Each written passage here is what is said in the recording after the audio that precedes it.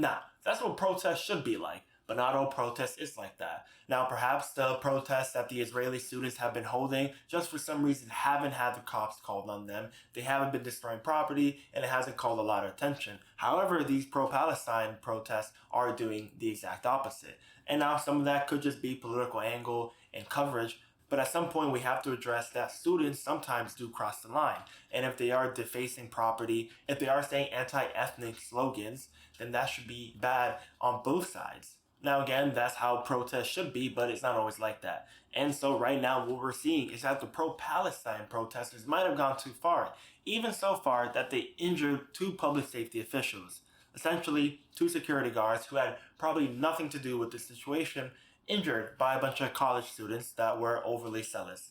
Now, the problem with this is that with any side, is that you have to be very careful with protesting because anything you do can be misconstrued. And so right now, the protest that should have been a pro-Palestine protest is right now being called a absolute chaos. And over 80 students were arrested because of it.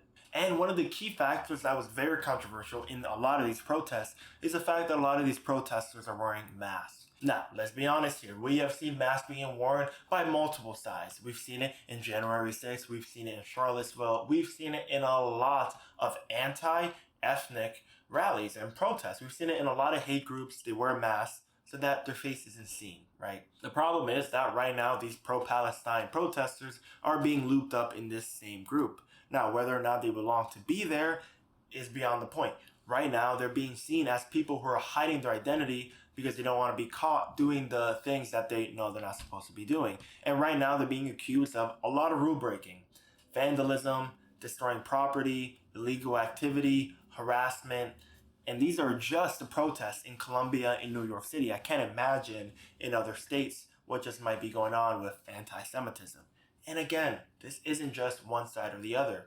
And so because of things like these masks, now Columbia is actually banning masks. You can only wear a mask if it's for a health reason or for a religious reason. And so they're trying to really crack down on people trying to hide their identity in these protests, which might actually make it easier for the government to come find who you are. And so this comes into another problem, is are these protests really freedom of speech or are they hate speech? And that's a big question.